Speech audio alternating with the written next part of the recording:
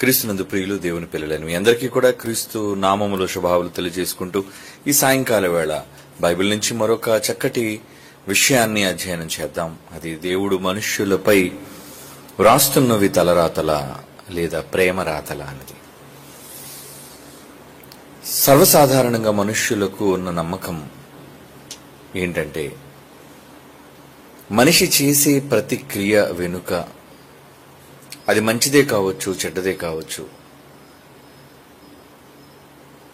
అలా చేయడానికి దేవుడే తన తలరాతను వ్రాసాడు అని తాను చేసిన మంచికైనా చెడుకైనా దేవునిపై నెట్టడం అనేది ఈరోజున్న సర్వ సమాజానికి పరిపాటిగా మారిపోయింది. ఒక యవ్వన కాలంలో భర్త తాగుబోతే, ప్రమాదవశాత్తు యాక్సిడెంట్లో చనిపోతే వెంటనే తల్లిదండ్రులు ఓదార్చడానికి ఆయన భార్యతో అనే మాటలు, ఇంకేం చేస్తాం తల్లి, నీ తలరాత అలా ఉంది, మనం మార్చలేము అని. అంటే భర్త తాగటం తప్పు కాదు, తాగి బండి నడపడం తప్పు కాదు, వేగంగా వెళ్ళటం తప్పు కాదు, ఈ ప్రమాదంలో తన ప్రాణాన్ని పోగొట్టుకుంటూ ఇవేవి తప్పులు కావు. కానీ ఎవరి మీదకి నెట్టారండి? దేవుడు నీ తలరాతని రాశాడు అని. అంటే నీకు ఒక తాగుబోతు భర్త దొరకాలని, అతడు రోజు తాగాలని, తాగి బండి వేగంగా నడపాలని, అలా నడుపుతున్నప్పుడు అతన్ని ప్రమాదవశాత్తు చావాలి అని, ప్రాణం పోవాలి అని. అంతేనా? అంటే మనుష్యులు చూడండి ఎంత స్వార్థపరులు. ఏ నేరాన్నైనా దేవుని మీద నెట్టేటట్టుగా కనబడతారండి. దేవుడి మీద నెట్టేయడం, ఏ నేరమైనా దేవుడి మీద నెట్టేయడం దేవుని వల్లే కలిగింది. మరి నువ్వు ఎంపిక చేసుకున్నప్పుడు ఒక మంచి భర్తని ఎందుకు ఎంపిక చేసుకోలేకపోయావు? అబ్బాయిని చూసేటప్పుడు ఉద్యోగం ఉందో లేదో చూస్తున్నారు, కులమో కాదో చూస్తున్నారు, ఏమండి, తన ప్రాంతపు వాడో కాదో చూస్తున్నారు, తన బంధువో కాదో రక్త సంబంధో కాదో వెతుకుతున్నారు. కానీ గుణవంతుడో కాదో అని ఎందుకు వెతకటం లేదు. వెతకాలి. అలా వెతకకుండా మనుషుల ఇష్టాలను బట్టి వివాహం చేసుకుని, అతడు ఏ తప్పిదం వలనైనా సరే ఒకళ్ళు మరణిస్తే వాళ్ళు చివరికి చెప్పే మాట, నీ తలరాత అలా ఉంది తల్లి, ఏం చేస్తాం. అదే ఒకళ్ళ భార్య గయ్యాళి అతనిని విడిచి వేరొకడితో పోతే ఇంకేం చేస్తావయ్యా, నీ తలరాత అలా ఉందో, మరి ఏం చేస్తావు. అంటే ఒక నష్టపోవడానికి దేవుని తలరాతే, భార్య వదిలేయడానికి దేవుని తలరాతే, కుటుంబంలో కీడు జరగడానికి దేవుని తలరాతే. ఇలా ప్రతిదానికి దేవుని తలరాతను కారణంగా చూపించి మనుషులు తమ తప్పిదాలను కప్పిపుచ్చుకోవటం అనేది ఎంత హాస్యాస్పదం. ఒక విషయాన్ని బాగా గమనించండి, బైబిల్ ఎప్పుడు తలరాతలను సమర్థించదు. బైబిల్ తలరాతలను సమర్థించదు. అంటే నీవిలా ఉండాలి అని దేవుడు నీ తలలో రాయడు, నీ భవిష్యత్తును నిర్దేశించడు. ఒకవేళ నిజంగా దేవుడే అటువంటి నిర్దేశాలు మనిషికి చేస్తే అసలు దేవుడు ఎవరండి మనకు శిక్ష విధించడానికి? అవునా కాదా మీరు ఆలోచించండి. నేను అడుగుతున్న న్యాయంలో ఎంతవరకు సమంజసమైనది ఉన్నదో లేదో ఒకసారి మీరు మనస్సు పెట్టి ఆలోచించండి. ఏమండి, ఉదాహరణకి ఒక సద్దాం హుస్సేన్ ఉన్నాడు. వాడు బహుక్రూరుడు, ఒక నియంత, ఎన్నో లక్షల మందిని యుద్ధంలో చంపినవాడు, కిరాతకుడు. మరి అలాంటప్పుడు అటువంటి కిరాతకుడుగా దేవుడే అతని తలరాతను మలిస్తే అనుకుందాం, వీళ్ళ అభిప్రాయాలు అదే కదా, దేవుడే తలరాతను రాశాడు అని. అంటే సద్దాం హుస్సేన్ తలరాతను ఆ విధంగా దేవుడే వ్రాసినప్పుడు, సరే తప్పు చేశాడు, చచ్చిపోయాడు, లేదా చంపేశారు అతన్ని, ఇప్పుడు అతనికి స్వర్గమా నరకమా? దేవుడు ఏమివ్వాలి? అతనికి స్వర్గాన్ని ఇస్తాడా, నరకాన్ని ఇస్తాడా? భూమి మీద తప్పులు చేసి చనిపోయే పాపులందరూ దేవుని వలనే పాపులుగా తలరాత వ్రాయబడినప్పుడు ఎందుకు వారికి మరణదండన? ఆలోచించండి. ఎందుకు వాళ్ళకి పాతాళ శిక్ష? ఆలోచించండి. ఎందుకు వాళ్ళకి నరక ప్రాప్తి? వారు కోరుకోలేదే. ఒకవేళ మనిషి భూమి మీద పుట్టక ముందే దేవుని ఎదుట నిలువబడి నీకు ఎలాంటి రాత కావాలయ్యా అని అడిగితే ఏ మనిషి అయినా నాకు దుర్మార్గపు తలరాత రాయ్యా అని దేవుణ్ణి కోరుకోడు. ప్రతి మనిషి ఏం కోరుకుంటాడు? నన్ను మంచివాడిగా పుట్టించయ్యా, గొప్పవానిగా చెయ్యయ్యా, మనుషులందరి చేత కొనియాడబడేవాడిగానే నన్ను నా తలరాతను రాయ్యా అని అంటాడే గాని నన్ను కిరాతకుడిగా చేసి నా తలరాతను రాసి భూమి మీదగా పంపయ్యా అని ఏ మనిషి దేవుణ్ణి అడగడు, స్త్రీయే గాని పురుషుడే గాని. కనుక మనుష్యుల నేరాలకు కారకుడు దేవుడైతే, తలరాతలకు కారకుడు దేవుడైతే, దేవుడు ఎందుకు మనిషికి శిక్ష విధించాలి? పాతాళం అన్నదాన్ని, నరకం అన్నదాన్ని ఎందుకు సిద్ధం చేయాలి? నువ్వే నన్ను ఎలా పుట్టించావు, నేను ఎలా బ్రతకాలని నువ్వే నా తలరాతను నిర్దేశించావు, రాసావు. మరి ఆ వ్రాసిన వ్రాత ప్రకారంగా నేను చచ్చినప్పుడు, ఆ వ్రాసిన రాత ప్రకారంగా నేను చెడు చేసి భూమి మీద నా కాలం ముగించినప్పుడు నా ఆత్మను నరకానికి పంపడానికి నువ్వెవరు? అంతే కదండి. లేదా పాత నా చిన్నప్పుడు చూసిన యమగోళ సినిమా, ఏమండి మీలో కొంతమందికి తెలిసే ఉంటుంది. చిత్రగుప్తుడు తప్పు చేసి, ఏమండి మన నటుడు అంటే కథ, అది కథను చిత్రంగా రూపొందించారు. అంటే చిత్రగుప్తుడు తప్పుడు లెక్కల వలన నటుడు రామారావు గారిని చంపినప్పుడు అక్కడికి వెళ్ళి పెద్ద పాతాళంలో, నరకంలో, ఏమండి యాజిటేషన్ అంటే తిరుగుబాటును లేవదీస్తాడు అందరి దగ్గర, అందరినీ కలుపుకొని, ఇదిగోండి ఇక్కడ ఇలాంటి తప్పుడు లెక్కలు జరుగుతున్నాయి, నా తలరాత్రి ఇలా రాశారు అని పాతాళపు నాయకుడిని కూడా భయపెట్టిన సందర్భం కథగా చిత్రీకరించారు. అది కథ. ఏదో కాసేపు 2.5 గంటలు నవ్వుకోవడానికి యముడుకు మనిషి చేసిన గోలే యమగోళ అని పెట్టారు కథని. మరి నిజ జీవితంలోకి వస్తే మనుషులు కిరాతకంగా పుట్టడానికి దేవుడే తలరాతను రాసినప్పుడు ఎందుకు మనిషికి శిక్ష దేవుడు అమలు చేయాలి? అందరి తలరాతలు మంచిగా రాసి అందరినీ స్వర్గాన్ని చేరుకునేలా చేయొచ్చు కదా దేవుడు. అంటే కొందరిని మంచివాళ్ళుగాను, కొందరిని చెడ్డవాళ్ళుగాను దేవుడు తలరాతను రాస్తే దేవుడు పక్షపాతి. కానీ బైబిల్లో మన దేవుని గురించి ఏమని రాయబడిందో తెలుసా అండి? దేవుడు పక్షపాతి కాడు. అపోస్తుల కార్యాలు 10వ అధ్యాయంలో కొన్నేలి సందర్భంలో పేతురు గారు ఎంత చక్కని మాట దేవుని గురించి ప్రస్తావించారు అంటే, ఇప్పటి వరకు దేవుడు పక్షపాతి అనుకున్నాను, ఇశ్రాయేలు పక్షాన వహించాడు అనుకున్నాను, ఇశ్రాయేలుకే దేవుడు అనుకున్నాను, ధర్మశాస్త్రం ఇశ్రాయేలుకే ఇవ్వబడింది అనుకున్నాను, కానీ అన్యజనులను కూడా మాతో సమానంగా చేసిన మహానుభావుడు పక్షపాతి కాడు. కనుక దేవుడు నిజముగా పక్షపాతి కాడు అనే సందర్భాన్ని ఆయన చెప్పాడండి. అపోస్తుల కార్యములు 10వ అధ్యాయము 34వ వచనం, దేవుడు పక్షపాతి కాడు అని నిజముగా, ఇందులో అబద్ధం లేదు, నిజముగా గ్రహించాను నేను. ఇప్పుడు చెప్పండి, తలరాతలను రాసే దేవుడికి పక్షపాతం ఉందా? పక్షపాతం దేవునికి ఉంటుందా అంటే ఉండదు. సరి, మరి ఇప్పుడు దేవుడు మనుష్యులపై వ్రాస్తున్న తలరాతలా? కాదు. తలరాతలా? కాదు. దేవుడు ప్రతి మనిషి పట్ల మంచిని రాస్తున్నాడు. ఏంటా మంచి? యేసుక్రీస్తు వారిని గురించి చెప్పబడుతూ యేసుక్రీస్తు వారు స్వయంగా తన వ్రాతను గురించి ఏం చెప్పారో మనం చదువుదాం. మత్తయి సువార్తలో మనుష్య కుమారుడు వ్రాయబడినట్లుగా ఆయన పోవుచున్నాడు, వ్రాయబడిన ప్రకారము మనుష్య కుమారుడు వెళ్ళిపోతున్నాడు. కానీ ఎవరైతే ఆ మనుష్య కుమారునికి హింస కలుగు చేస్తారో వారికి శ్రమ అంటున్నాడు. చూడండి, మత్తయి రాసిన సువార్త 26వ అధ్యాయము 24వ వచనం. మత్తయి సువార్త 26వ అధ్యాయం 24వ వచనం అండి. మనుష్య కుమారుని గూర్చి వ్రాయబడిన ప్రకారము ఆయన పోవుచున్నాడు. అంటే ఏమి రాశాడు? మనుషుల కోసం ప్రాణం పెట్టమని రాశాడు. ఎదుట వాళ్ళు అతనిని అన్యాయంగా శిక్షిస్తున్న క్షమించమని రాశాడు.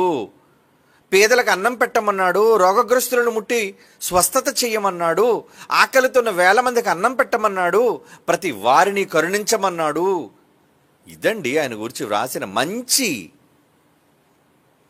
దేవుడు మనుషుల కొరకు వ్రాసేది మంచి, ఎందుకంటే ఆయన మన తండ్రి. తండ్రి తన పిల్లల పట్ల మంచినే, క్షేమాన్ని కోరుకుంటాడు కానీ కీడును కోరుకోడు, కీడును రాయడు. ఏమండి, ఆయన కీడును రాసేవాడు కాడు. కనుక భూమి మీద దేవుడు అందరి మనుష్యులకు మంచి అని మనం ఎలా చెప్పగలం? దేవుడట మనుష్యులను ఎలా పుట్టించాడు అని ప్రసంగి గ్రంథంలో మనం చదువుకున్నాం. దేవుడు నరులను యథార్థవంతులు అంటున్నాడు. చూడండి, యథార్థత. 7:29 ప్రసంగి గ్రంథం 7:29 అంటున్నాడు ఏమని? దేవుడు నరులను యథార్థవంతులుగా పుట్టించెను. అంటే ఇక్కడ దేవుడు మనుష్యుల పుట్టుకలో యథార్థత ఇచ్చాడా లేదా? చెడ్డ రాశాడా? చెడు రాశాడా? యథార్థత రాశాడా? యథార్థతనే కదా ఉంది. కనుక దేవుడికి పక్షపాతం ఏముంది? ఏమంటే బైబిల్లో రాయబడిన మాటలు. ఎందుకు మనం బైబిల్ నమ్మాలి అంటే, ఈరోజు మనుషులు చెప్పుకుంటున్నా, చదువుకుంటున్న అనేక గ్రంథాల్లో ఎంత వ్యతిరేకత ఉందంటే, దేవుడే మన తలరాతను రాస్తున్నాడండి. నేను అలా నరహంతకుడు కావడానికి దేవుడే తలరాత. నేను ఇలా దుర్మార్గుడిని, దుష్టుడు కావడానికి, దొంగగా మారడానికి దేవుడు తలరాతే కారణం. రాసిన రాత ప్రకారంగా నేను చేయక తప్పదు, ఆ రాసిన రాత ప్రకారంగా నేను చావక తప్పదు అని మనిషి దేవుణ్ణే నేరస్తుడిగా చేసి అడ్జస్ట్ అయిపోతున్నాడు. నిజానికి దేవుడు చెడు చేసేవాడా? పక్షపాతం చూపించేవాడంటే బైబిల్ ఇందాక మీరు చదువుకున్నారు, ఆయన పక్షపాతి కాడు. దేవుడు నిజముగా పక్షపాతి కాడు. అలాంటప్పుడు అందరి కొరకు దేవుడు మంచినే రాస్తున్నప్పుడు కీడు చేయాల్సినది ఎవరు?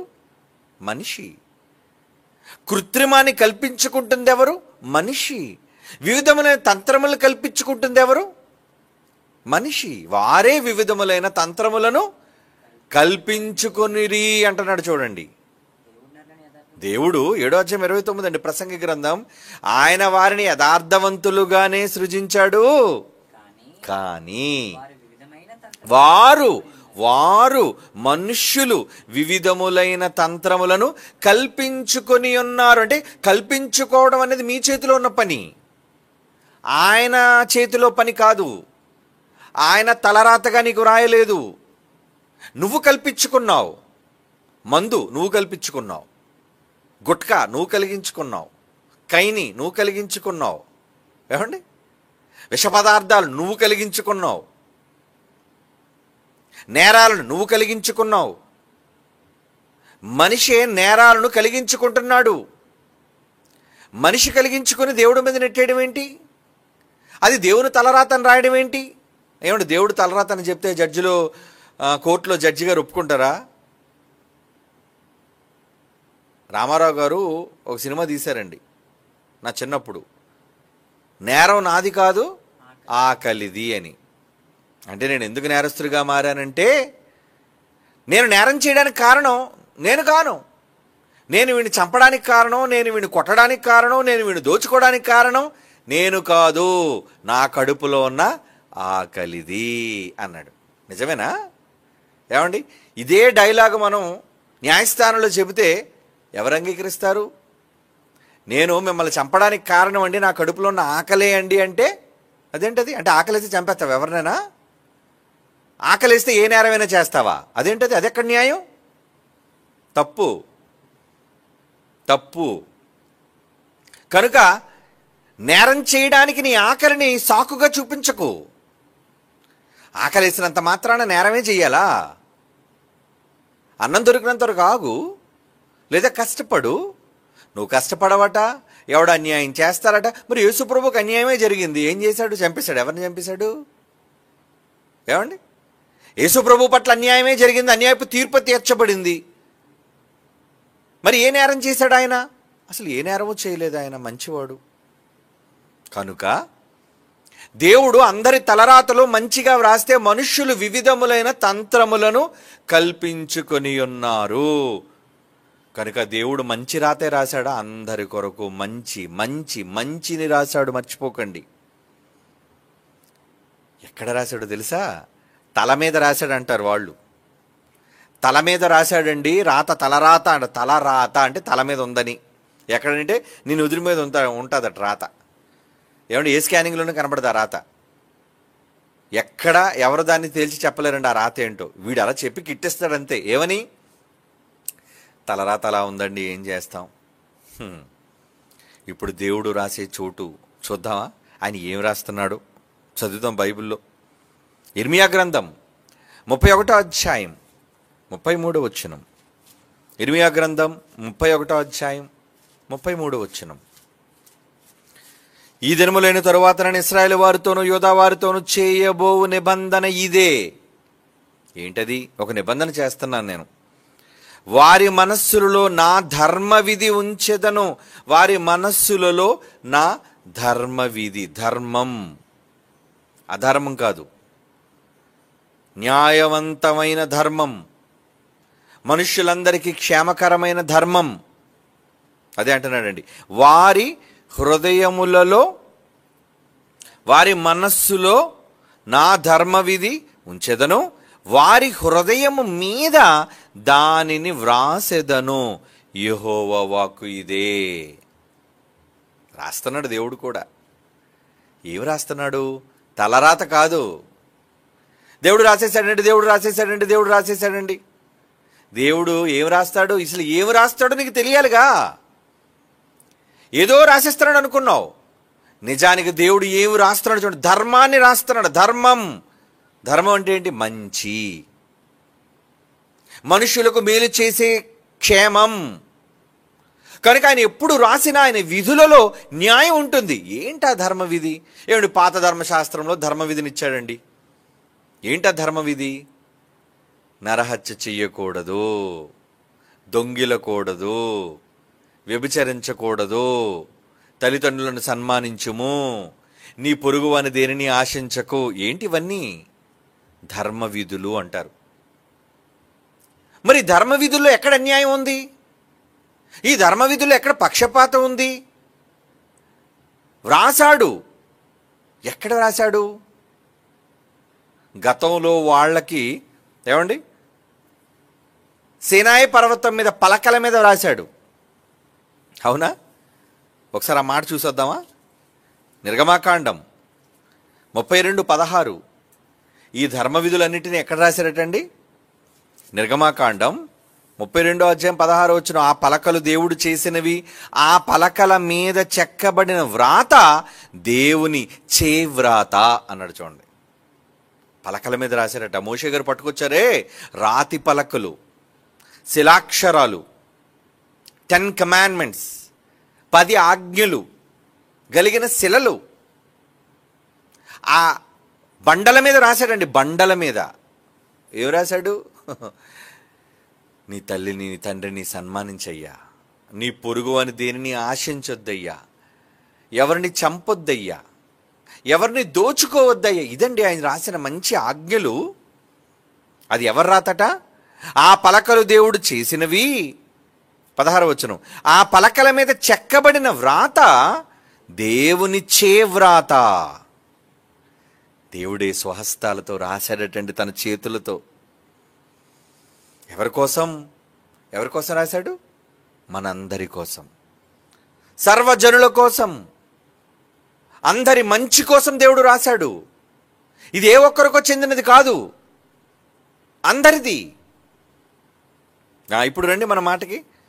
ఆ రోజు అక్షరాలను పలకల మీద వ్రాసి, రాతి పలకలను మనుష్యులకి ఇచ్చి తన చేవ్రాత, తన స్వహస్తాలతో రాసిన దేవుడు, అలా ఇచ్చిన దేవుడే వాళ్ళతో పాత నిబంధన కాలంలోనే ఏమంటున్నాడు చూడండి. ఎవరే నాన్న, పలకల మీద కాదురా, అవి ఉండవలసిన పలకల మీద కాదు.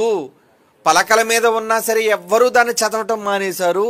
ఏమండి? పలకల మీద రాసినంత మాత్రం ఇశ్రాయేలీయులు చంపడం మానేశారా? దొంగిలడం మానేశారా? ఏమండి? తల్లిదండ్రులని అగౌరవపరచడం మానేశారా? దేవుడు నిందించడం మానేశారా? అబ్బా, అన్ని తప్పులు చేశారు వాళ్ళు. అప్పుడు దేవుడు ఏమనుకున్నాడు తెలుసా? నో, ఇలా జరగకూడదు. వీళ్ళకి కేవలం అక్షరాలున్నాయి, కళ్ళ ముందు అక్షరాలున్నాయి. కానీ కళ్ళ ముందు అక్షరాలు ఉంటే దానివల్ల ప్రయోజనం ఏమీ లేదు. అక్షరాలు కళ్ళ ముందుంటే ప్రయోజనం ఏమీ లేదు, మరి ఎక్కడుండాలి అని దేవుడు ఇర్మియా గ్రంథం 31:33లో ఎక్కడ వ్రాస్తున్నాడో చూడండి. ఏమండి? ఇర్మియా 31:33, ఈ దినములైన తరువాత నేను ఇశ్రాయేలు వారితో యూదా వారితో చేయబో నిబంధన ఇదే, వారి మనస్సులలో నా ధర్మ విధి ఉంచెదను. అదే క్రొత్త నిబంధన.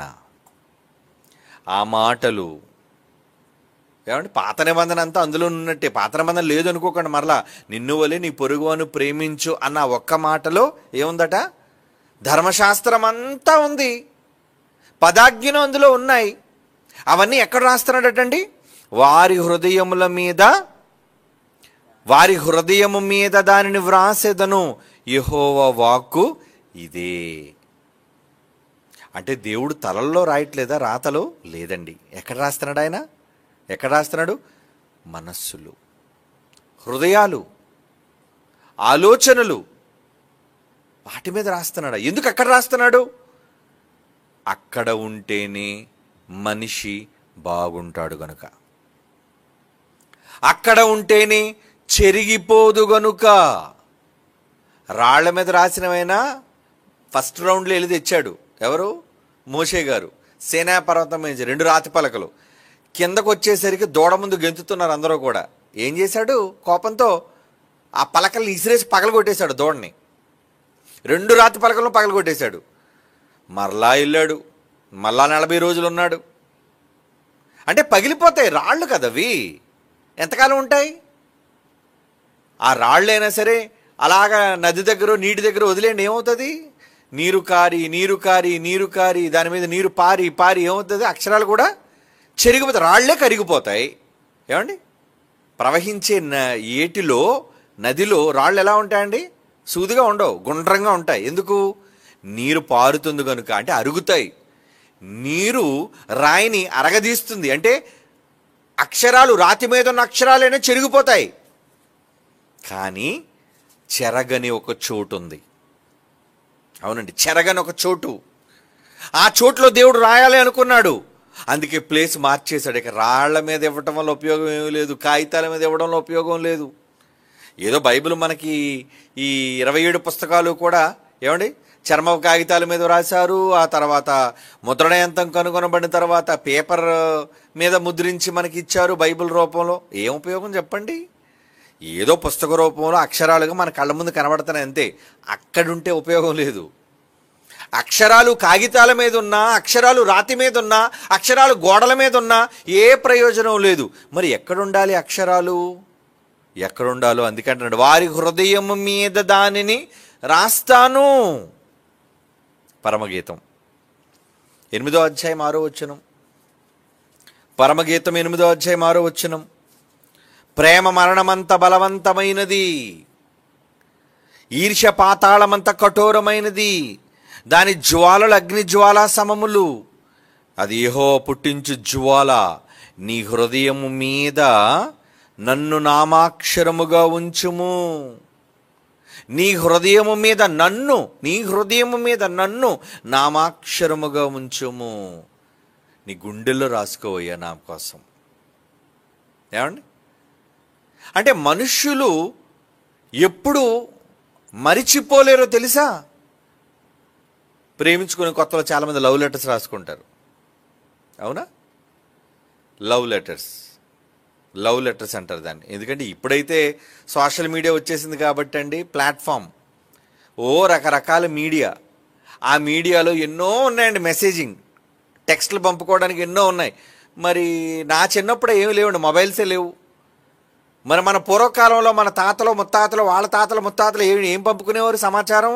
ఏమండి? ప్రేమలేఖలు అనేది దాన్ని. ప్రేమలేఖలు అంటే తెల్ల కాగితం తీసుకొని నోట్లో పెన్ను పెట్టుకొని ఆలోచించాడు ఏం రాయాలి ఈవిడ కోసం అని. అలా రాశాడు. అది కవిత కావచ్చు, పొగడ్త కావచ్చు, లేదా మనసులోని భావాలు కావచ్చు. వాటన్నిటినీ కూడా ప్రేమలేఖగా రాసి ప్రియురాలకు పంపించేవాడు. ప్రియురాలు చదువుకునేది, మరలా ప్రియురాలకు ప్రేమలేఖ రాసేది, అది ప్రియుడికి పంపించేది, ప్రియుడు చదువుకునేవాడు. నిజమండి. కొన్ని సందర్భాల్లో వాళ్ళ ఇంటిని తనిఖీ చేస్తే అమ్మాయి దగ్గర ఇన్ని ఉత్తరాలు. ఏంటా ఉత్తరాలు? ప్రేమలేఖలు కాగితాల మీద ఒకప్పుడు దొరికేవండి. అలాగే అబ్బాయి దగ్గర వెతికితే అబ్బాయి దగ్గర ఇంట్లో ఇన్ని ప్రేమలేఖలు, కాగితాలు. అవునండి. కానీ ఇన్ని ఉత్తరాలు రాసుకొని, ఇంత ప్రేమించుకొని, ఏమండి, వారిని విడిచి ఇంకొకరు చేసుకునే వాళ్ళు కూడా ఉన్నారండి. ఉత్తరమేమో ఒకరికి రాసేది, వివాహమేమో మరొకరిని చేసుకునేది. వీడేమో ప్రేమించడానికి ఉత్తరమేమో ప్రియురాలికి రాసేవాడు, వివాహానికి వచ్చేసరికి కట్నం ఇచ్చేది, ఒకే కులానికి చెందింది, ఏమండి, అందగత్తి అయినది, ఆ పాత ప్రేమికురాలు మరిచి అదిగోండి ఆవిడ మెడలో తాళి కట్టాడు. ఇలాంటివి జరగట్లేదా? జరగలేదా? జరిగాయి, ఇప్పుడు జరుగుతూనే ఉన్నాయి. మరి ఇప్పుడేంటి? ఇప్పుడేం చేస్తారండి? ఇప్పుడు ఉత్తరాలన్నీ మెసేజ్లు కదండి. మెసేజ్లు పంపించడం, మళ్ళీ దాన్నే ఈ మధ్యన వాట్సాప్లో ఫీచర్ వచ్చింది కదా, ఏంటి, డిలీట్ ఫర్ ఆల్. అంటే నువ్వే మెసేజ్ పంపిస్తావు, ఆ తర్వాత నువ్వే డిలీట్ చేసేస్తావు. అయిపోయింది, ఎందుకు అనవసరం ఇంకది, నువ్వే డిలీట్ చేసేస్తావు మెసేజ్. లేదా ఆ అమ్మాయి మాటికి ఫోన్ చేస్తుంది అనుకోండి, ఏం చేస్తావు, ఈడే నెంబర్ బ్లాక్ చేస్తాడు. అంటే నువ్వు ఇక ఫోన్ చెయ్యొద్దు. మరి ఎందుకు నువ్వు ప్రేమించినట్టు? అంటే మీ ప్రేమ అక్షరాలకేనా? మీ ప్రేమ అక్షరాలకే.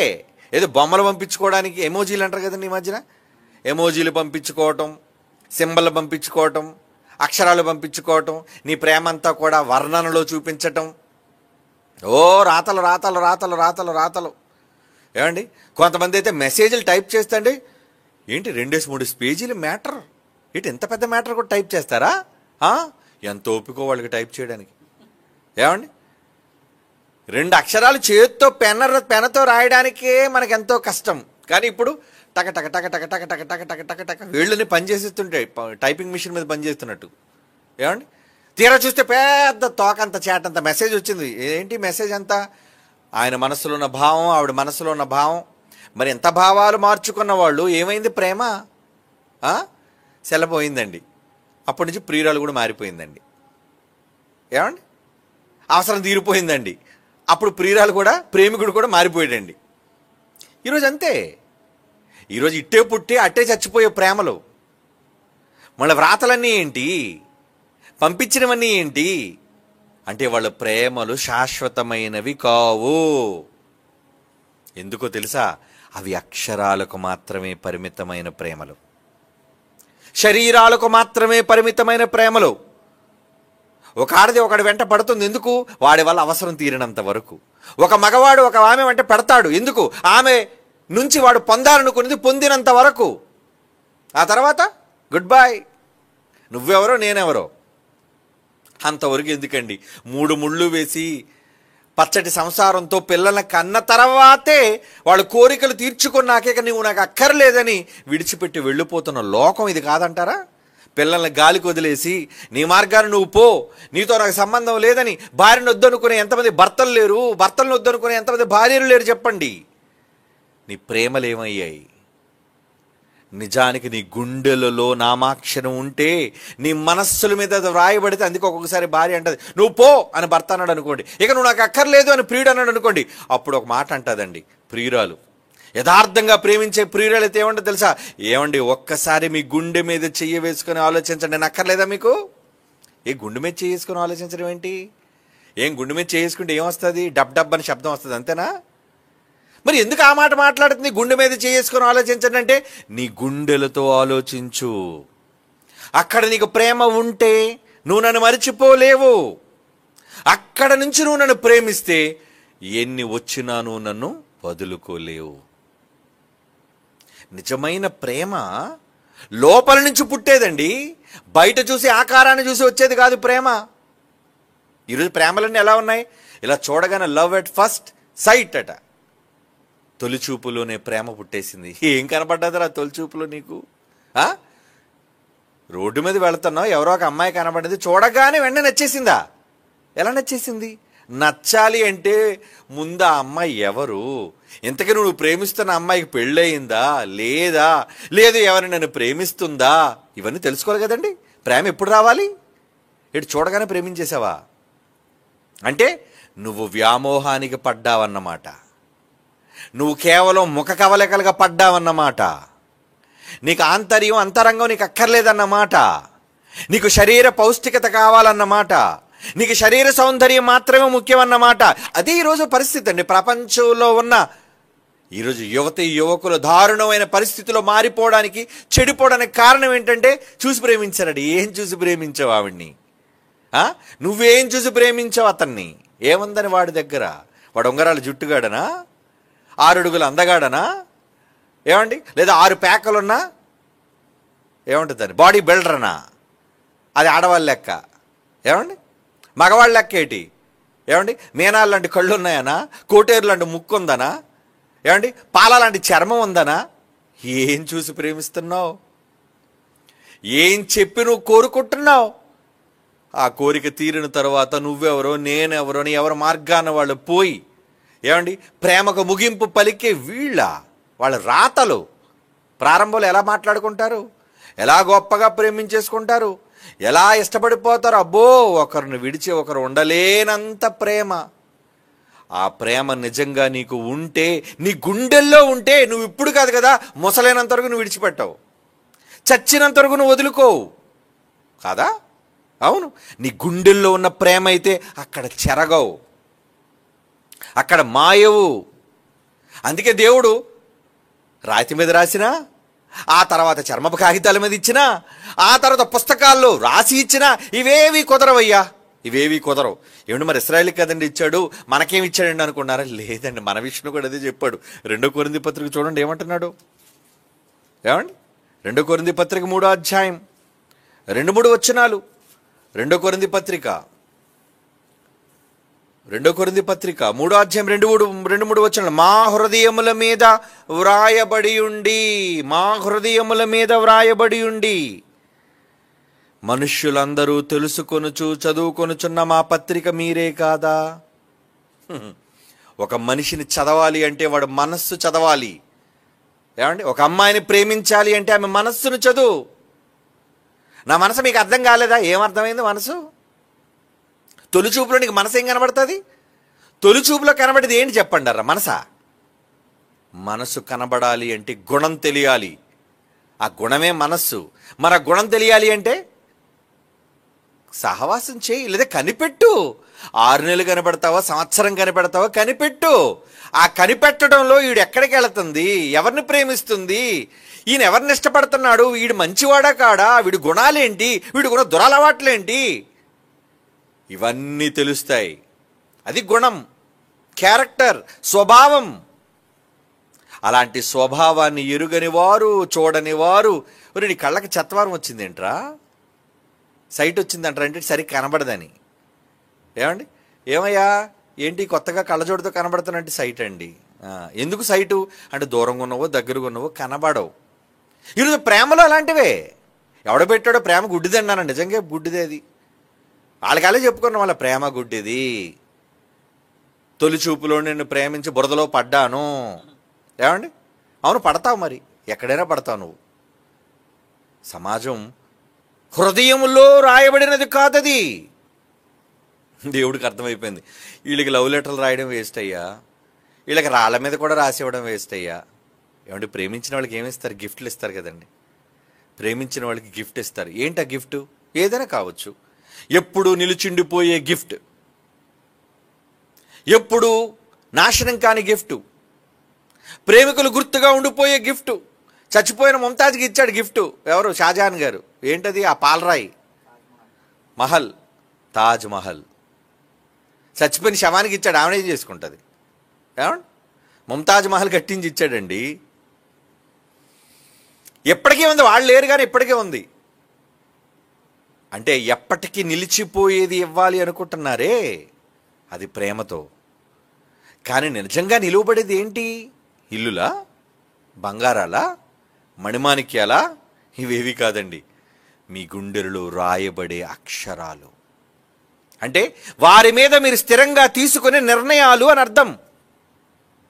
దేవుడు మనుష్యుల కోసం తమ హృదయాల మీద నిర్ణయం తీసుకున్నాడు, రాశాడు. నా వాళ్ళు మీరు మీ అందరూ నా వాళ్ళు అని దేవుడు మీ హృదయాల మీద రాశాడట. ముందు రాళ్ల మీద రాసి ఇచ్చాడు, పనికి రాలేదు. ఆ తర్వాత చర్మపు కాగితాల మీద రాశాడు, అవి పనికి రాలేదు. కాగితాల మీద రాశాడు, అవి పనికి రాలేదు. చివరికి అందుకే ఏమంటున్నాడు చూడండి, క్రొత్త నిబంధన వచ్చేసరికి ఏం చెప్తున్నాడు? అది ఇప్పుడు మనం చదువుతున్న మాట 2 కొరింథీ 3వ అధ్యాయము 2-3 వచనాలు. మా హృదయముల మీద వ్రాయబడి ఉండి మనుష్యులందరూ తెలుసుకొనుచు చదువుకొనుచున్న మా పత్రిక మీరే కాదా, రాతి పలక మీద గాని సిరాతో గాని వ్రాయబడక మెత్తని హృదయములు అను పలకల మీద జీవము కలిగిన దేవుని ఆత్మతో మా పరిచర్య మూలముగా వ్రాయబడిన క్రీస్తు పత్రిక అయి ఉన్నారని మీరు తేటపరచబడుతున్నారు. మీరు ఎంత చక్కగా తేటపరచబడుతున్నారు తెలుసా? మా పత్రిక మీరే. ఎందుకంటే దేవుడు మీ హృదయాల మీద వ్రాసాడు. పలకల మీద చెరిగిపోతాయి నాయన, కానీ హృదయం మీద రాసిన చెరగవు. ఏమండి, హృదయం మీద రాసిన చెరగమంటారా? చెరగవండి. మీ హృదయం మీద ఒక్కసారి మీ ఫ్లాష్ బ్యాక్ వెళ్ళిపోండి. మీకు ఊహ తెలిసినప్పటి నుంచి మీకు గుర్తొచ్చే విషయాలు, మీరు ఇష్టపడిన విషయాలు, మీరు ప్రేమించిన మనుష్యులు, వాళ్ళని ఎప్పుడు మీరు మర్చిపోలేరండి, ఎంత వృద్ధులుగా మారిపోయినా. ఎందుకంటే అవి ఇంప్రెషన్స్, మీ గుండెల మీద పడిన ఇంప్రెషన్ అండి అది. అవును, మీరు ప్రారంభంలో ప్రేమించిన ప్రేమ కానీ, ప్రారంభంలో మీరు చూపించిన గౌరవం కానీ, ప్రారంభంలో మీకు ఎదురైన సందర్భాలు కానీ, అవి కొన్ని మీ హృదయాల మీద ముద్రించబడిపోతాయి. అవి మీరు ఎంత వయసు వచ్చినా మరిచిపోరు. మీ అందరికీ చిన్ననాటి నుంచి ఊహ తెలిసినప్పటి నుంచి జ్ఞాపకాలు ఉంటాయి. రికలెక్ట్ చేసుకోండి ఒక్కసారి. అవునండి, అంత చిన్న వయసులో 2వ తరగతిలో ఇలా జరిగింది, 3వ తరగతిలో ఇలా జరిగింది, 10వ తరగతిలో ఇలా జరిగింది అంటే ఈ జరిగిన సందర్భాలన్నిటినీ కూడా మీ గుండెలో ఉన్నాయా లేవా? ఉన్నాయి. అందులో అన్నీ ఉండవు, ఎన్నో చూస్తుంటాం, అన్నీ రికార్డ్ చేసుకుంటావా? నో. కానీ మనం చూపించిన తొలి ప్రేమ కావచ్చు, మనం పొందిన తొలి ఫలము కావచ్చు, మనం దేవుని కొరకు చేసిన తొలి పని కావచ్చు, దేవుడు మనకు అనుగ్రహించిన తొలి ఏమంటారు దాన్ని ఆశీర్వాదం కావచ్చు, ఇలా ఎన్నో ఉంటాయి మన జీవితాల్లో. ఒక్కసారి స్మరణ చేసుకుంటే అవునండి, అవి మర్చిపోలేమండి. అవి మనం మర్చిపోలేము, అవి మరుపు రావు. అందుకే మరుపురాని మధుర స్మృతులు, మరుపురాని అనుభూతులు అంటారు వాటిని. మరుపు రావా? మరుపు ఉండదా? ఎందుకు మరుపు ఉండదు? అవి వ్రాయబడినవి మీకు హృదయముల మీద గనుక. అంటే గుండెల మీద వ్రాయబడినది మరిచిపోబడవు. అందుకు దేవుడు ఏం చేశారండి? మనుష్యుల గుండెల మీద రాసేశారటండి. నాయనా, నేను చెప్పిన మాటలు గుండెల్లో రాసుకుంటారా, కాగితాల మీద వద్దారా. కాగితాల మీద ఉంటే నోట్సులు పెరిగిపోతుంటాయి. ఏమండి, ఆ తర్వాత ఇల్లు కాలిపోయింది అనుకోండి, నోట్సులన్నీ తగలడిపోతాయి. లేదా వరద వచ్చింది అనుకోండి, నీటిలో మునిగిపోతాయి అన్నీ. కానీ ఎక్కడొస్తే పోవు, ఎక్కడొస్తే చెరిగిపోవు. ఏమండి, మీరు బ్రతికున్నంత వరకు, మీ ఊహ ఉన్నంత వరకు ఇక్కడ మీరు రాసుకుంటే, లేదా మీ మనస్సులో హృదయంలో మీరు రాసుకుంటే అవి చెరిగిపోవు. చెరగని వ్రాతలు అన్నారు వాటిని, చెరిగిపోని రాతలు. దేవుడు రాసేది తలరాత కాదు, నీ హృదయం మీద తన ప్రేమ వ్రాతలు రాస్తున్నాడు. ప్రేమ లవ్ మాటలు అవన్నీ. బైబిల్ అంటే లవ్. నీ మీద ఆయన చూపించిన ప్రేమను నీ గుండెల మీద రాసుకోమని రాస్తున్నాడట ఆయనే. అదే కదా నిందరం మనం చదువుకున్నాం. ఇప్పుడు చదవండి మరో మాట, హెబ్రీ పత్రిక 8వ అధ్యాయం 10వ వచనం. హెబ్రీ పత్రిక 8వ అధ్యాయం 10వ వచనం. హెబ్రీ పత్రిక 8వ అధ్యాయం 10వ వచనం. ఆ దినములను తర్వాత ఇశ్రాయేలు వారితోనూ నేను చేయబో నిబంధన ఏదనగా వారి మనస్సులో నా ధర్మ విధులు ఉంచేదును, వారి హృదయముల మీద వాటిని వ్రాయుదును. ఏమండి, అదేనా అంటున్నాడు. కీర్తన గ్రంథం 40వ కీర్తన, కీర్తన గ్రంథం 40వ కీర్తన 8వ వచనంలో భక్తుడు ఏమంటున్నాడు చూడండి. 40వ కీర్తనలోని 8వ వచనం. నా దేవా, నీ చిత్తము నెరవేర్చుటకు నాకు సంతోషం, మీ పనులు చేయడం అంటే నాకు చాలా ఇంట్రెస్ట్ అయ్యా. ఏమంటే మన చర్చిలో అనౌన్స్మెంట్ చేస్తాం, పలానప్పుడు పని ఉందయ్యా రండి అని. వస్తారా వీళ్ళందరూ అనుకుంటాం, కానీ కొందరు వచ్చేస్తారండి. ఎందుకు వస్తారు? ఎందుకు రావాలి? వాళ్ళకి పనులు లేవా? వాళ్ళకి బాధ్యతలు లేవా? వాళ్ళకి ఇల్లు లేవా? వాళ్ళకి పిల్లలు లేరా? ఏమండి, కొన్ని తప్పనిసరి పరిస్థితుల్లో రావాలని ఉన్నా రాలేని పరిస్థితులు ఉన్నవారు వేరు, కానీ రావాలని మనసుతో ఉన్నవాళ్ళు అయితే ఉంటారు. కొంతమంది అయితే వాటిని కూడా కాదనుకొని ఖచ్చితంగా హాజరవుతూ ఉంటారు దేవుని పని కోసం. ఏ పని కోసం?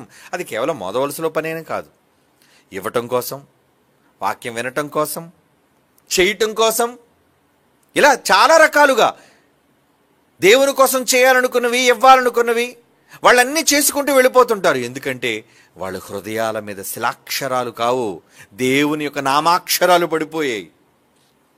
దేవుడు వాళ్ళ తలరాత రాయలేదు, మంచిని దేవుడు ఈ మాటలన్నింటినీ కూడా వాళ్ళ గుండెల మీద రాసేశాడు. ఇక్కడ రాయబడితే ఏం పోద్దండి? ఏమండి, ఇక్కడ రాస్తే ఏం పోద్దండి?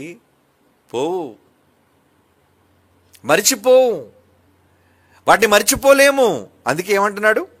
నా దేవాని చిత్తము నెరవేర్చుటకు నాకు సంతోషము, నీ ధర్మశాస్త్రము. కీర్తన 48 అండి. నీ ధర్మశాస్త్రము నా ఆంతర్యములో ఉన్నది. ఆయన వాక్యం ఎక్కడుందటండి? మీ హృదయాల మీద రాశాడు ఆయన. ప్రేమరాతలవి, తలరాతలు కావవి. ఆయన తన ప్రేమతో రాతను రాశాడు. ఏంటా రాత? నీ ధర్మశాస్త్రం, ధర్మ విధులు, మంచి. నీ సహోదరుని ప్రేమించాలన్న మంచి, నీ సహోదరుని క్షమించాలన్న మంచి, నీ సహోదరునికి సాయం చేయాలన్న మంచి, నీ దేవుని కోసం రావాలన్న మంచి, ఇవ్వాలన్న మంచి, చేయాలన్న మంచి, ఇవన్నీ మంచి ధర్మ విధులు. నీ ధర్మశాస్త్రమున ఆంతర్యములో ఉన్నది అంటున్నాడు. చూడండి, అవునా? 10వ వచనం, నీ నీతిని నా హృదయంలో నుంచుకుని నేను ఊరకొండలేను. 40వ కీర్తనలోనే ఎందుకు చదివాం కదండి, ఇది 10వ వచనం. అందులో ఏమంటున్నాడు? నీ ధర్మ విధులు, నీ మంచి పనులు ఉన్నాయి కదయ్యా, నువ్వు నాకు రాసావు కదా నా గుండెల మీద. ఆ గుండెల మీద రాసినవి నా హృదయంలో ఉంచుకొని నేను ఊరకొండలేదు. నీ సత్యమును, నీ రక్షణను నేను వెల్లడి చేసి ఉన్నాను. ఏమన్నాడండి? నీ సత్యము, నీ రక్షణ నేను వెల్లడి చేశాను. నీ కృప, నీ సత్యము మహాసమాజమునకు తెలుపుక నేను వాటిని మరుగ చేయలేదు. చెబుతున్నారా?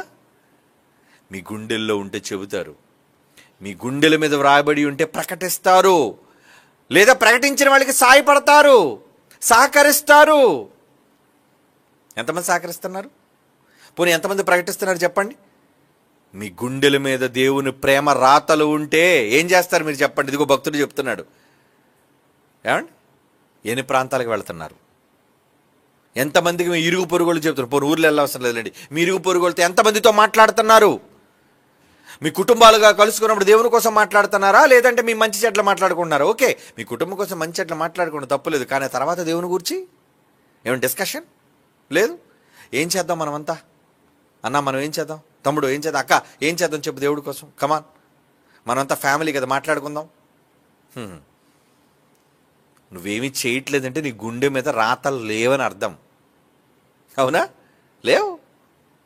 ఉంటే, రాతలు ఉంటే, దేవుని ప్రేమ రాతలు ఉంటే ఏం చేస్తావు? భక్తుడు ఇక్కడ చెప్పేశాడు. ఏం చెప్పాడు? మళ్ళీ చదవండి. 40వ కీర్తన 10వ వచనం, నీ నీతిని నా హృదయంలో ఉంచుకుని నేను ఊరుకుండా ఉండలేను. ఎలా ఉంటాను? ఊరకనే. నీ సత్యము, నీ రక్షణ నేను వెల్లడి చేసి ఉన్నాను. నీ కృప, నీ సత్యము మహాసమాజమునకు తెలుపక నేను వాటిని మరుగ చేయలేదు. మహాసమాజం అంటే వేదికల మీదకి ఎక్కాలి, మహాజన సమూహాల్లో నీ మాటలు, ఆయన మాటలను నీ నోటి ద్వారా ప్రకటించాలి, చెప్పాలి. వెల్లడి చేయటం అంటే ప్రకటించటం అని అర్థం. మాట్లాడుతున్నావా? ఒక పనికిరాని సినిమా కోసం మాట్లాడుతావు, అవునా? ఒక పనికిరాని రాజకీయ వ్యక్తి కోసం మాట్లాడుతావు, ఒక పనికిరాని పార్టీ కోసం మాట్లాడతావు. ఏం మాట్లాడుకుంటా? ఏంటంటే రాష్ట్రంలో పరిస్థితి ఏంటి? ఎవరు గెలిచేటట్టు ఉంది? ఎవరు గెలిస్తే నీకెందుకు? ఏమండి, అంటే వాటి మీద చూపించే ఆసక్తి దేని మీద ఉంది? దేవుని వాక్యం మీద లేదు. దేవుని వాక్యం మీద లేదండి. దేవుడు అన్ని గమనిస్తున్నాడు, అందరినీ చూస్తుంటాడు. ప్రపంచమంతా ఆయన కన్నులు సంచారం చేస్తుంటే ఎవరెవరు ఆయన కోసం మాట్లాడుతున్నారు, ఎవరెవరు ఆయన ఇష్టపడుతున్నారు, ఎవరెవరు ఆయన ప్రేమ రాతలు రాస్తున్నారు. మీరు అనుకుంటున్నారు మా మాటలు దేవుడు వినడు, పట్టించుకోడు అనుకున్నారేమో. దేవుడికి ఒక బలహీనత ఉందండి. ఏంటో బలహీనత తెలుసా? ఎవరైనా ఆయన గురించి మాట్లాడుతున్నారని చిన్న ఇన్ఫర్మేషన్ అందితే చాలండి, అన్ని పనులు పక్కన పెట్టేసి అటెన్షన్లోకి వచ్చేస్తారట ఆయన. ఏం అటెన్షన్లోకి?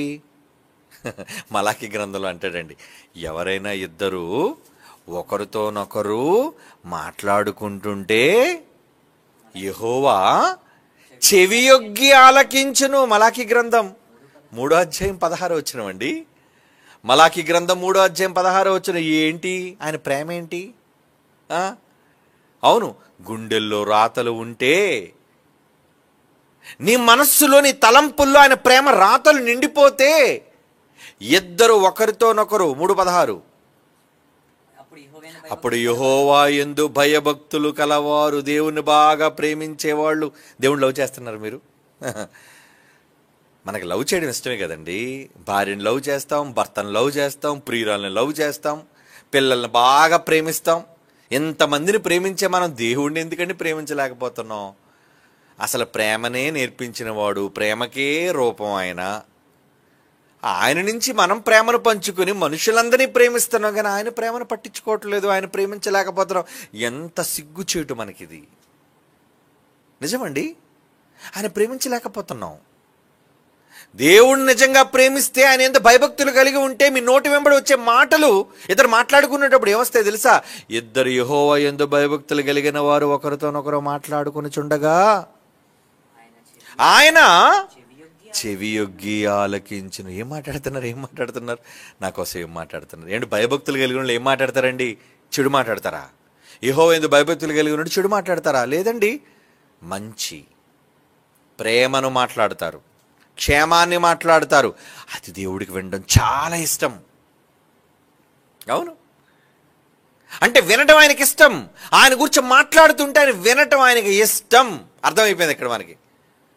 మరి ఎన్నిసార్లు మీరు ఆయన ఇష్టాన్ని మీరు నెరవేర్చగలుగుతున్నారు చెప్పండి? ఎన్నిసార్లు మీరు ఆయన ఇష్టాన్ని నెరవేర్చగలుగుతున్నారు రోజులో? తెల్లవారు లేచినప్పటి నుంచి లెక్క కట్టుకొని రేపటి నుంచి, ఏంటి పొద్దున్న లేచినప్పటి నుంచి సాయంత్రం వరకు నేను ఎన్నిసార్లు దేవుడి గురించి మాట్లాడాను? ఎవరితోనైనా? భార్యతో నేను మాట్లాడానా? పిల్లలతో నేను చెప్పానా? నా ఇరుగు పొరుగు వాళ్ళతో నేను చెప్పానా? నా స్నేహితులతో నేను మాట్లాడానా? ఆలోచించండి. నిజంగా ఒకవేళ మీరు అలా మాట్లాడు ఉంటే ఆయన చెవులు మీ వైపే ఉంటాయి. అసలే తిరిగిలేని మనిషి అండి ఆయన. ఒక చిన్న రాష్ట్రానికి ముఖ్యమంత్రికి తీరిక ఉండదు, అవునా?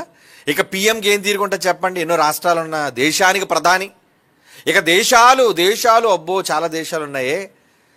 అలాంటిది 3 లోకాలను ఏలుతున్న తండ్రి ఎంత బిజీగా ఉంటాడు చెప్పండి మీరు? ఎంత బిజీ! అంత బిజీలో కూడా ఆయన గురించి ఇద్దరు డిస్కషన్ చేస్తుంటే అటెన్షన్లోకి వచ్చేస్తారు. అడిగో నా కోసం మాట్లాడుతున్నారు, నా కోసమే. అంటే ఇప్పుడు వాస్తవం చెప్పమంటారా? ఇప్పుడు పరలోకంలోని దేవుడు చెవులన్నీ ఇక్కడే ఉన్నాయి. ఇక్కడే కన్ఫామ్గా నేను చెప్తున్నాను. ఎందుకో తెలుసా? ఆయన గురించి మాట్లాడటం, వినటం ఆయనకి ఇష్టం. ఈ సమయంలో దేవుడు ఏం చేస్తున్నాడండి అని మీరు అడగొచ్చు. నన్ను చెప్పమంటారా? ఆయన ఈ మాటలు ఆలకిస్తున్నాడు.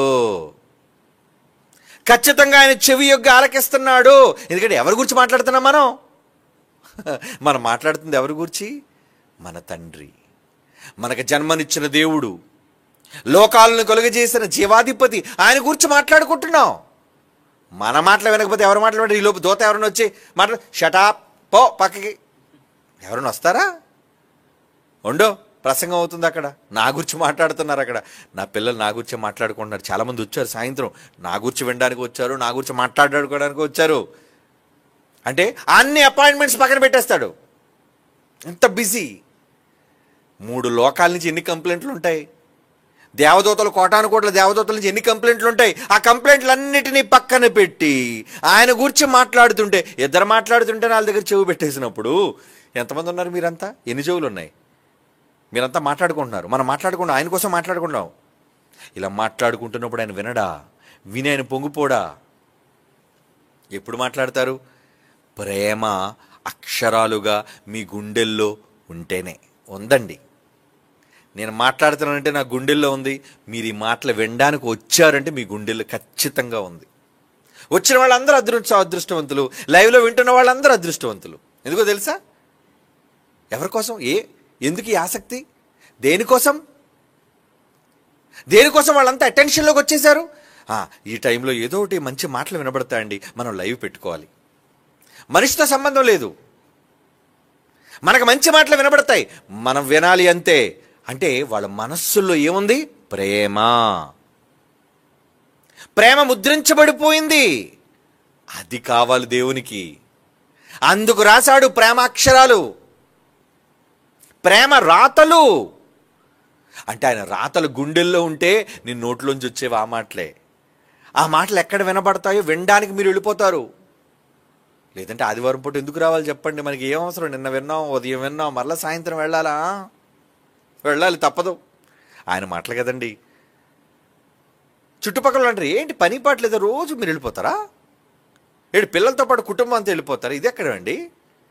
మేమే ఎప్పుడో గుళ్ళకి ఆ దేవాలయాలకి ఎప్పుడో ఒకప్పుడు వెళ్తాం, వారానికి ఒకసారి. మీరేంటి రోజుకి 2-3 సార్లు వెళ్ళిపోతున్నారేంటి? వాళ్ళకి తెలియదు కదా ఈ ప్రేమలోని విలువ, వాళ్ళకి తెలియదు. దేవుడు రాసిన అక్షరాలు గుండెల్లో ఉన్నాయి కాబట్టి, ఏమండి, అతను ఎక్కువగా ప్రేమిస్తున్నా కాబట్టి ఆయన మాటలు వినబడతాననేసరికి పరిగెత్తుకుంటూ వెళ్ళిపోతాం, అంతే. పరిగెత్తుకుంటూ వెళ్ళిపోతాం. ఆయన మాటలు వినాలి వినాలి వినాలి, నేను వెళ్ళిపోవాలంతే ఆయన దగ్గరికి. అదండి ప్రేమ, అదండి ఆసక్తి. ఈ ఆసక్తి బహు కొద్ది మందికి మీకే దక్కింది, వింటున్న మీకే దక్కింది. అంటే మీ పట్ల ఆయన చెవి యొగ్గి ఆలకిస్తాడు మీ మాట. మన కోసం మాట్లాడేటప్పుడు గొప్ప పడతాం కదండి, ఏమండి? ఎవరైనా మనం గదిలోనికి వెళ్ళముందు మన కోసం మాట్లాడుతున్నాం అనుకోండి, అందులో మనుషులు ఎప్పుడు పొగడ్తలకు పడిపోతారు కదండి. మనుషులు ఎప్పుడు పొగడ్తలు. ఎవరినైనా మనం ములం చెట్టు ఎక్కించాలంటే ఏం చేయాలి? పొగుడుతాం మనం. అబ్బా నిజంగా ఆయన ఉన్నారండి, చాలా మంచోడండి, చాలా గొప్పోడండి, ఆమె అండి అబ్బబ్బబ్బబ్బా ఇంకా ఆవిడంత గొప్పది లేదండి. ఇలా మాట్లాడుతున్నాడు మన కోసమే. ఆ మాట్లాడినప్పుడు వింటున్న మనకి ఎంత ఫీలింగ్ కలుగుతుంది చెప్పండి? పొంగిపోవా ఏమండి? ఓ గాలి కుట్టిన బంతిలా మనం అంతా ఉత్సాహంగా ఉంటాం మనల్ని పొగుడుతుంటే. మనుష్యులుగా మనకి ఇటువంటి ఫీలింగ్ ఉన్నప్పుడు దేవుడు కూడా ఇంకా ఎక్కువ ఫీలింగ్ ఆయనకి. ఏంటంటే ఆయన పొగిడితే, ఆయన ఘనపరిస్తే, ఆయన నామాన్ని ఘనపరిస్తే ఆయన చాలా ఇష్టం ఆయనకి. నిజం, మీ మాట వింటాడు, మీ మాటల కోసం ఎదురు చూస్తాడు ఆయన. తన పనులన్నీ పక్కన పెట్టి తన చెవులు మీ మాటల పైన పెడతాడు. ఎందుకంటే మీరు యెహోవా యందు భయభక్తులు కలిగిన వారు కదా. మీకోసం వింటాడు, మీకోసం చూస్తాడు. కాబట్టి ఇలా ఎప్పుడు జరుగుతుంది అంటే మీ గుండెలలో ఆయన ఉన్నప్పుడు. రాశాడు పాపం, ప్రేమ రాతలు రాశాడు, కానీ అందరిలో ఉండవు కదండి. చాలామంది చెరిపేసుకున్నారు. మనుషులందరినీ యథార్థవంతులుగా రాశాడు, అందరికీ భక్తిని రాశాడు, కానీ ఉంచుకుంటారేంటి? ఏమండి? చెరిపేసుకుంటారు. చక్కగా చిన్నప్పుడు పిల్లలు ఏమండి తలదూవుతారు, తల్లి తండ్రి కానీ తలదూవు పంపిస్తారు. వాడు ఏం చేస్తాడు? ఇలా పెట్టి తల చెరిపేసుకుంటాడు. ఏమంటే వాడికి తెలియదు. వాడు ఎంత శ్రద్ధ తీసుకొని అమ్మ చక్కగా పాపిడి తీస్తుందో, ఎంత చక్కగా జట వేస్తుందో, కానీ పీక్కున్నారు అనుకోండి జుట్టుని ఏమవుతుంది? అలా దేవుడు కూడా మన అందరి విషయంలో ఎంతగా ఆయన శ్రద్ధ తీసుకుంటున్నాడు అంటే, క్రమంగా ఆయన మాటలు నేర్పించటంలో, మనల్ని ప్రేమించటంలో, తన రాతలు రాయటంలో ఇవన్నీ చేస్తున్నాడు. కానీ మనం చెరిపేసుకున్న వాటన్నిటినీ చెరిపేసుకుంటున్నాం. మంచి మాటలు వింటున్నాం, కానీ చెరిపేసుకుంటున్నాం. వద్దు, అలా చెరుపుకోవద్దు. దేవుడు మీ తలరాత రాయుడు కానీ, మీ మీద రాసిన ప్రేమ రాతలు కానీ మీ గుండెల్లో ఉంటే ఆయన అటెన్షన్ అంతా మీ పక్కే ఉంటుంది, మిమ్మల్ని చూస్తాడు. అందుకే దేవుడు చాలాసార్లు ఈ మాట చదువుకున్నాం. 44వ అధ్యాయం ద్వితీయోపదేశకాండం 9వ వచనం. ద్వితీయోపదేశకాండం 4వ అధ్యాయం 9వ వచనం చదువుకుందాం అండి. అయితే నువ్వు జాగ్రత్త పడుము, నీవు కన్నులారా చూచిన వాటిని మరొక ఉండినట్లు అవి నీ జీవితకాలం అంతా ఎక్కడ ఉండాలంటండి? లైఫ్ లాంగ్ జీవితకాలం అంతా ఎక్కడ ఉండాలన్నాడు? నీ హృదయములో నుండి తెలుగుపో. నీకు నోట్స్లో రాసుకోవడం కాదు, ఏమండి, ఎక్కడెక్కడో రాసుకోవడం కాదు.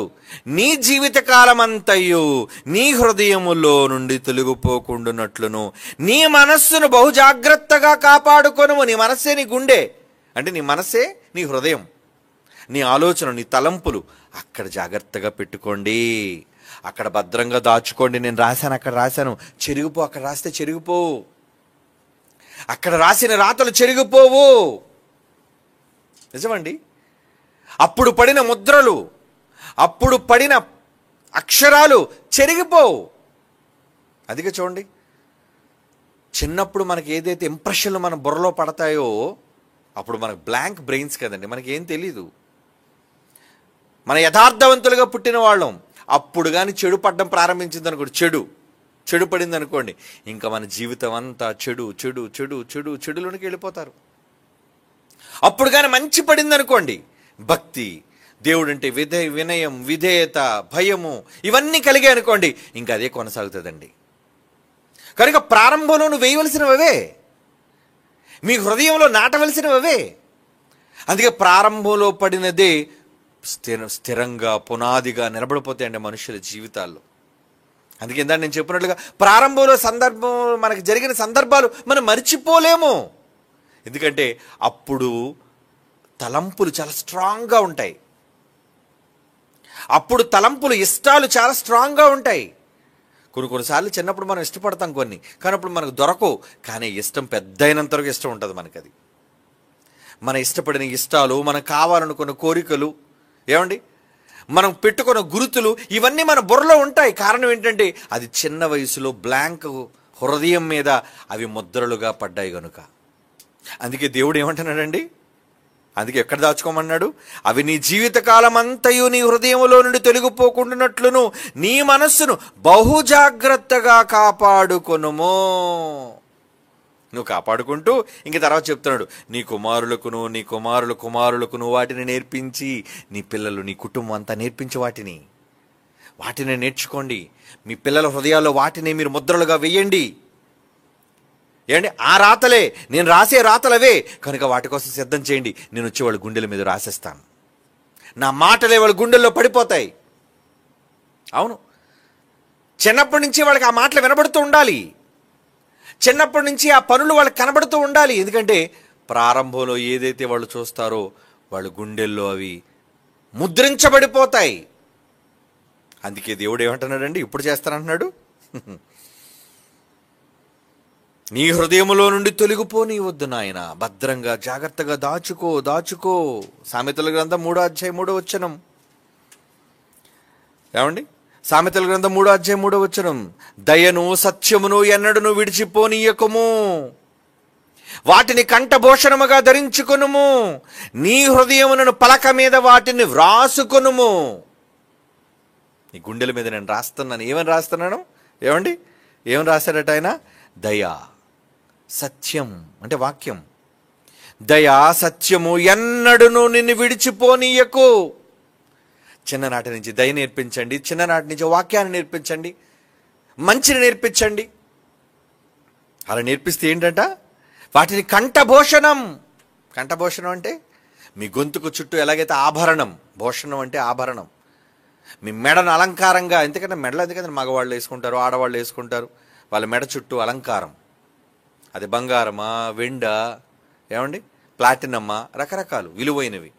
అంతకన్నా విలువైనది వాక్యం అంటున్నాడు. చూడండి, నీ వాక్యమును నీ హృదయమును పలక మీద వాటిని వ్రాసుకొనుము. ఆయన వ్రాసుకో, అక్కడ నువ్వు రాసుకోవాలి. సామెతల గ్రంథం 7వ అధ్యాయం ఏమండి 1, 2, 3 వచనాలు. సామెతల గ్రంథం 7వ అధ్యాయం 1, 2, 3 వచనాలు ఏమంటున్నాడండి, నా కుమారుడా నా మాటలను మనస్సు నుంచుకొనుము, నా ఆజ్ఞను నీ యొద్ద దాచిపెట్టుకొనుము, నా ఆజ్ఞను నీ మనస్సు నుంచుకొని ఎడల నీ కనుపాపవలైన ఉపదేశమును కాపాడని ఎడల నీవు బ్రతుకుదువు. అబ్బా, నీ బ్రతుకంతా దాని మీద ఆధారపడింది అంటున్నాడు. చూడండి, అందుకే దేవుడు రాసిన తలరాత వల్ల కాదు. దేవుడు ఎవరు తలరాతలు రాయడు. అందరికీ దేవుడు వాక్యాన్ని రాశాడు గుండెల మీద. మాటలు వెళ్ళి గుండెల మీద అక్షరాలుగా పడిపోతున్నాయి. ఏమండి, ఇష్టమున్నా లేకపోయినా మన ముందు చూడండి, కొంతమంది పిల్లలు ఉంటారు, ఏమండి, వాళ్ళు అలాగా ఎందుకు వచ్చారా బాబు, ఈ కష్టం ఏంటి, ఈ కర్మ ఏంటి, ఈ బాధ ఏంటి, చక్కగా కిందన విడిచిపెడితే ఆడుకుందాం కదా అనుకుంటుంటారు. కానీ అపసాపాలు పడుతుంటారండి వాళ్ళు. కానీ మొత్తానికి ఏదో విధంగా కళ్ళైతే మూసుకోగలరు, కానీ చెవులు మూసుకోలేరు కదండి. ఈ మాటలు వెళ్ళిపోతుంటాయి వాళ్ళకి. అలా విన్నప్పుడల్లా చిన్నప్పటి నుంచి పడిపోతుంటాయి ఆ మాటలు. ఆదివారం మాటలు, శనివారం మాటలు, సాయంత్రం మాటలు, ఉదయం మాటలు, అన్ని మాటలు, లేదా మీ ఇంట్లో వెళ్ళిన తర్వాత పెట్టుకునే ప్రసంగాలు, ఇవన్నీ వెళ్ళిపోతుంటాయి. వెళ్ళిపోతూ వాళ్ళు వినలేనట్టుగా ఉంటుంటారు, కానీ అన్నీ రికార్డ్ అయిపోతుంటాయి, వాళ్ళ బుర్రలో పడిపోతుంటాయి అవన్నీ. అది మంచిది, వాళ్ళకి ఇష్టం లేదు ఈ టైంలో, ఏమండి, వాళ్ళకి ఇబ్బందికరంగా ఉంటుంది. కానీ ఈ సమయంలో వాళ్ళకి అది ఎక్కిపోవటం మంచిది, అది వినిపించటం మంచిది, అది బలవంతంగానైనా సరే చొప్పించడం మంచిది. పిల్లలు చిన్నప్పుడు అన్నం పెడుతుంటాం, ఊసేస్తుంటారు, వాళ్ళు ఏం చేస్తాం, కానీ వాళ్ళు బలవంతంగానైనా సరే వాళ్ళ నోట్లో దాన్ని చొప్పించాలి, వాళ్ళ లోపలికి దాన్ని పంపాలి. అవునండి, చిన్నప్పటి నుంచి వాళ్ళకి నేర్పించాలి. అందుకే మంచి పాట వస్తుంది, బాలుడు నడువలసిన త్రోవ, వండర్ఫుల్ సాంగ్, పిల్లలకి అంకితం ఆ పాట.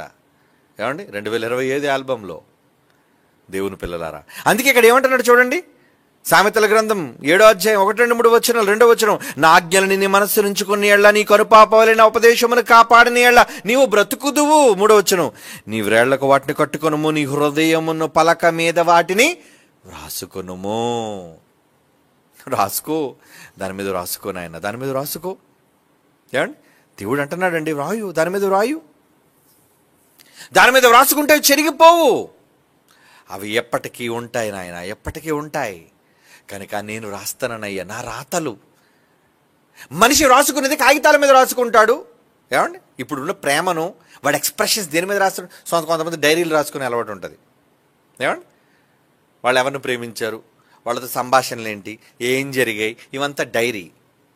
కానీ దేవుడు డైరీ రాస్తున్నాడు. ఎవరి కోసం డైరీ? ఏమండి, మన కోసమే డైరీ. తన గ్రంథములో లిఖితములాయను అంటే ఎవరు రాస్తున్నారు డైరీ? చెప్పండి. ప్రేమ రాతలు కావా? నా దినములన్నీ నీ గ్రంథములో లిఖితములాయను అంటే ఆయన రాసుకోవడం ఏంటండి? ఏం రాస్తున్నాడు మన కోసం? మీరు ఎన్ని గంటల క్లాస్కి వచ్చారు, మీరు ఎంత బాగా విన్నారు, ఆ తర్వాత వెళ్ళిన తర్వాత ఎవరితో మాట్లాడారు, ఆ తర్వాత ప్రతిరోజు ఆ మాటలు ఎవరితో మీరు పంచుకుంటున్నారు, ఇవన్నీ రాసుకున్నాడు. Very good, very good, very good. నిన్న కూడా చెప్పాడు నా కొడుకు, నిన్న కూడా చెప్పింది నా కూతురు, వెరీ గుడ్. ఈరోజు కూడా నా దినములు అన్నీ అంటే ఇంచుమించు 70, 80, 90 ఏళ్ళు మీరు బ్రతికే బ్రతుకు కాలం అంతా మీరు దేవుని కొరకు చేస్తున్న పనులన్నింటినీ కూడా ఆయన గ్రంథంలో రాసుకుంటున్నాడు. ప్రేమరాతలు, ప్రేమరాతలు. నీ తలరాత రాయడం కాదయ్యా, నీ తలరాత ఆయన రాస్తే ఆయన పక్షపాత అవుతాడు. నిన్ను మంచివాడుగా ఆయనే రాస్తున్నాడు, నిన్ను చెడ్డవాడుగా కూడా ఆయన తలరాత రాస్తున్నాడు. మొదట్లో చెప్పాను కదా, దేవుడు తలరాతలను రాసేవాడు కాడు. నీకోసం ప్రేమను రాసుకునేవాడు ఆయన. నీ గుండెల మీద రాసుకున్నాడు, నిన్ను వ్రాసుకోమంటున్నాడు. తన గ్రంథములో నిన్ను గూర్చి, నీ కుటుంబాన్ని గూర్చి, నీ పిల్లలను గూర్చి వ్రాసుకుంటున్నాడు ఆయన. ఎంత ఇష్టమైనది రాసుకోవటం, మన గురించి రాసుకోవటం. అంత ఖాళీ ఉంది ఆయనకి రాసుకోవడానికా? తన పిల్లలుగా మన కోసం వ్రాసుకోవడం అంటే ఆయనకి ఎంతో ఇష్టం. భద్రపరుచుకోవటం. ఇద్దరు మాట్లాడుకుంటుంటేనే వెంటనే ఆయన వినేస్తుంటే, తన చెవినే పెడుతుంటే, నువ్వు ఆయన కోసం పని చేస్తుంటే. ఏమండి, నాకే తెలియదండి, గుర్తులేదు. పిల్లలు, నేను ఆశ్చర్యపోయిన ఒక వీడియో చూసి, ఎప్పుడో 2011 ఆ ఎల్లో బిల్డింగ్ కూడా ఇంకా కట్టలేదండి. మోదవలసలో మొట్టమొదటి బిల్డింగ్ ఏమీ లేదు, మొత్తం అంతా కూడా చదునుగా ఉండేది. అలా ఆ టైంలో మట్టి తవ్వుతున్న ఫోటో పిల్లల దగ్గర ఎంతగా, నా దగ్గరే లేదండి ఇప్పటివరకు. అది ఎవరు దాచుకున్నారు? జాగ్రత్తగా భద్రంగా దాచుకున్నారండి. నిన్నగాక మొన్న ఎప్పుడు వెళ్ళో పని చేసిన వాళ్ళ సేమ్ యాంగిల్లో ఫోటో పెట్టి నాడు నేడు అని పెట్టారండి. నేను ఆశ్చర్యపోయాను, భలే దాచారా పిల్లలు, భలే దాచుకున్నారు. అంటే తీపి గుర్తులుగా. అసలు నేనుగా దాచుకోవాలి, నన్ను ప్రేమించేవాళ్ళు కాబట్టి వాళ్ళు దాచుకున్నారు. ఏమంటే ఒక మనిషి నన్ను ప్రేమించి, నేను ఎప్పుడో 2011 నుంచి 2024 అంటే ఎన్ని సంవత్సరాలు అండి? ఇంచుమించు 11 సంవత్సరాలు. అవునా? 11-12 సంవత్సరాల క్రితం నేను చేసినప్పుడు ఆ పని ఫోటో, నిన్నగాక మొన్న నేను 2024లో చేసిన ఫోటో వాళ్ళు అక్కడ పెట్టి, ఆ వీడియో కూడా కలిపి ఎడిట్ చేసి పెట్టారు. అంటే పిల్లలు ప్రేమించబట్టి, ఒక మనిషిని, నేను ఆఫ్టర్ ఆల్ ఒక మనిషిని చేసిన చిన్ని పని, అదే పెద్ద పని ఏం కాదు. అలాంటి పనిని వాళ్ళు గుర్తుగా దాచుకున్నప్పుడు, నా పరలోకపు తండ్రి దాచుకోడా, రాసుకోడా? ప్రేమరాతలు రాయడా? నా కోసం రాసేశాడు, రాసుకుంటున్నాడు. నేను ఎక్కడెక్కడ మాట్లాడుతున్నానో, ఎక్కడెక్కడ నోరు విప్పుతున్నానో, ఎంతమంది ప్రజల హృదయానికి స్పందిస్తున్నారు, ఎన్ని వేల మంది మధ్య నేను గలం విప్పుతున్నానో అన్నీ రాసుకుంటున్నాడు దేవుడు. అలాగే మీకోసం, మీరు ఒకరితోనొకరు దేవుని గురించి మాట్లాడుతుంటే అవన్నీ వింటున్నాడు, రాసేసుకుంటున్నాడు దేవుడు. ప్రేమరాతలు రాసుకుంటున్నాడు అండి ఆయన. అంత గొప్ప తండ్రిని మీరు కలిగి ఉన్నందులకు ఎవరి కోసం మీ మిగిలిన జీవితాన్ని గడపాలి చెప్పండి? ఆయనే మీ హృదయముల మీద తన వ్రాతను రాసుకుంటున్నప్పుడు, మీ గుండెల మీద ఎవరిని గూర్చిన వ్రాతలు ఉన్నాయి ఉంటే ఆయన సత్యాన్ని మీరు ప్రకటిస్తారు, ఉంటే ఆయన కోసం మీ బ్రతుకులను వెలిగిస్తారు. మీరు నిర్ణయం తీసుకోండి, ఎవరి కోసం బ్రతకాలి, ఎవరి కోసం మాట్లాడాలి, ఎవరి కోసం నేను పని చెయ్యాలి. నా గుండెల మీద దేవుడు రాసిన రాతలేంటి, నేను పని చేస్తుంటే ఆయన రాసుకోవలసిన రాతలేంటి, ఇవన్నీ మన జీవితాల్లో మనం తీసుకోవలసిన నిర్ణయాల మీదే ఆధారపడి ఉంది. మనం చేయాల్సిన పనుల మీదే, మనం మాట్లాడాల్సిన మాటల మీదే ఆధారపడి ఉన్నాయి ఇవన్నీని.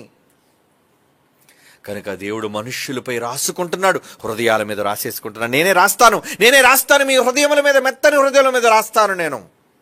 రాశాడు.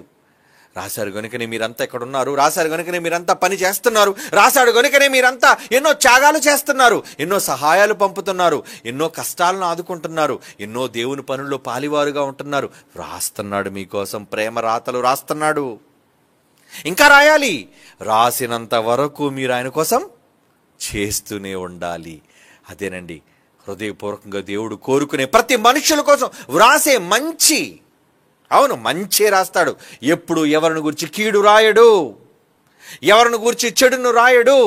ఎవడో పాతాళానికి పోవాలని ఆయన కోరుకోడు హృదయపూర్వకంగా. దుష్టుడు మరణించి వాడు పాతాళానికి పోవటం నాకు ఇష్టం లేదు, వాడు మనస్సును మార్చుకొని తన హృదయాన్ని సరి చేసుకొని నా ఎంతో భయభక్తులు కలిగి ఉండటమే నాకు ఇష్టమని ఇర్మియా గ్రంథంలో మాటి మాటికి హెచ్కేల్ గ్రంథంలో అదే చెబుతుంటాడండి. మాటి మాటికి అదే చెబుతుంటాడు. ఆయన మనస్సు అది.